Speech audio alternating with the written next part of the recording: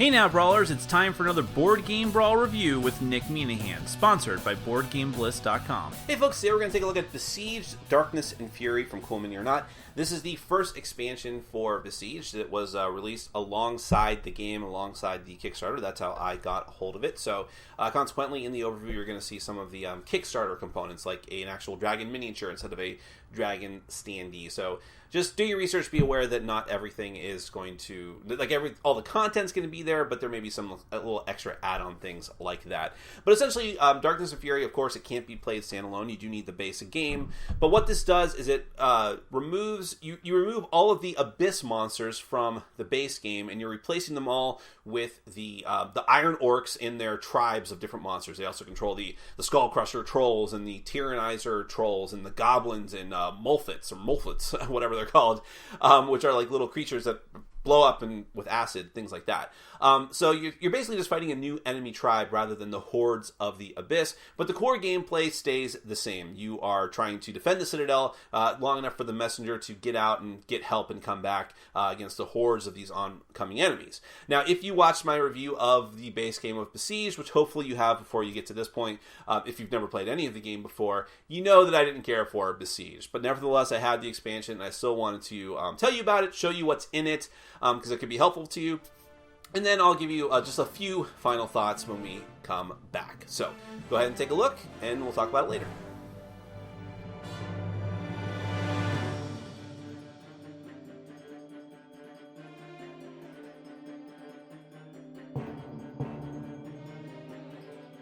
The Darkness and Fury expansion for Besieged adds a new enemy tribe to the mix, the Orc Nation, which consists of multiple enemy types under one banner.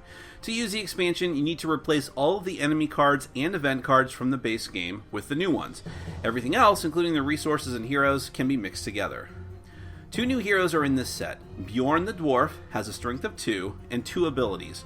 Martial Mastery, which lets him hit on a 3 or more in Zone 1, and Epic Vigor, which lets him ignore 1 wound every round. Kaz Magor, the Renegade Orc, has a whopping strength of 3 and 2 abilities. Perfect Aim, which lets him hit on a 4 or more in Zone 3, and Storm of Steel, which lets him roll an extra die when attacking Zone 3. There are brand new events, good and bad, that must be exclusively used if you're going to use this expansion. However, each of the 4 resource decks from Armory to Sorcery gets 15 new cards each, and they can be mixed together with the existing cards regardless of which tribe you fight. There are 4 new types of enemies, well, technically 5, and a new disruption enemy. The new disruption enemy is Ecomoth the Dragon. The disruption occurs in the same way, and most of the rules are the same. However, Ecomoth moves and attacks every round and in a very different way. He can breathe fire on an entire quarter when he attacks, and every hero and building in the quarter is hit. Then, when he moves, instead of moving to the Citadel, he flies over to Zone 3 on the enemy field to his right, never moving forward. Iron Orcs are assault units with elite troops. They can perform 2 and 3 attacks, respectively, and skip right to Zone 1 from Zone 3 when moving, unless there's a tasty messenger in Zone 2. If they enter an undefended wall of the Citadel, the game ends. Skull Crusher Trolls are nasty assault units that make 4 attacks, but at least they only move 1 zone at a time, but again, if they enter the Citadel, it's game over. Goblins are support units that stop in Zone 2. Their attacks hit all heroes in the quarter and the 2 buildings. Tyrannizer Trolls are much stranger than the other new monsters. They stop at Zone 3 and must make 1 attack from there. Roll the yellow die from the base game and put that many Mulfin tokens on the wall of the quadrant he's attacking. Mulfins are little lizard creatures that can explode in a puff of acid. If, at the beginning of the enemy's phase, there are 6 or more Mulfin tokens on a wall, it explodes, and a breach token must be placed on it. When there's a breach, assault units can just stroll into the Citadel regardless of how many heroes are on that wall. To seal a breach, every hero must spend 2 food, 2 gold, and an action in the same round. Mulfin tokens also keep the messenger from returning to the Citadel.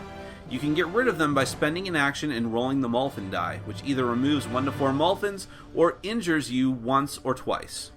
And that is the Darkness and Fury expansion. On to my final thoughts. Now, of course, given that this expansion, Darkness and Fury, came out at the same time as the base game, you can't expect it to be that different. So, since it is only just a monster swap, basically, it didn't fix any of the problems I had with the base game of Besieged. Now, I do think that these monsters are a bit more interesting than the ones from the base game. I certainly like their character designs better. The big orcs, the trolls, especially if you like fantasy, it feels much more like a D&D game now, and I really do appreciate that. So from a thematic standpoint, I wish these were the monsters in the base game. At least. It still wouldn't have fixed the game for me. It still would have had the same problems with it, but they just look a lot better. They're a lot cooler. The Skull Crusher trolls, I mean, I also think they're a lot more difficult, which is not a great thing. The Skull Crusher trolls and the Tyrannizer trolls being the prime examples of that and how powerful they are, as well as the Mulfits, which, with the whole thing with breaching the walls. Another interesting thing thematically, but did this game need to be this much more difficult? I don't know. Maybe some people disagree with me. Maybe these are the easier ones. I don't think so. But I do appreciate the new variety of creatures, and especially if you do enjoy the base game, and I understand why some people would, then having more variety makes this expansion probably essential, just to have more things to throw at you. Now, I mean, I don't know. Games of Besiege are so long that I think it'd be a long time before you would get bored with whatever's in the base game if you do enjoy it. But having the more variety is really cool. You also get 2 new heroes in at least the retail version of it. One of them being an orc, which I thought was pretty cool too, with a giant cannon. Which again, I don't think that the differences between the characters are that incredibly stark in either this or the base game. But I do, again, more variety, more things to take control of. If you're one of those people that likes to role play during your fantasy-based board games, you now have that option as well, as along with the dwarf that's in this box too.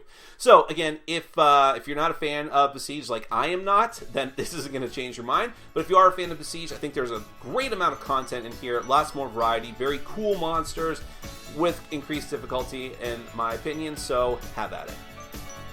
Thanks for watching. Follow us on Facebook, Twitter, and Patreon. And make sure to check out our sponsor, Board Game Bliss, where you can find an amazing selection of games from around the world.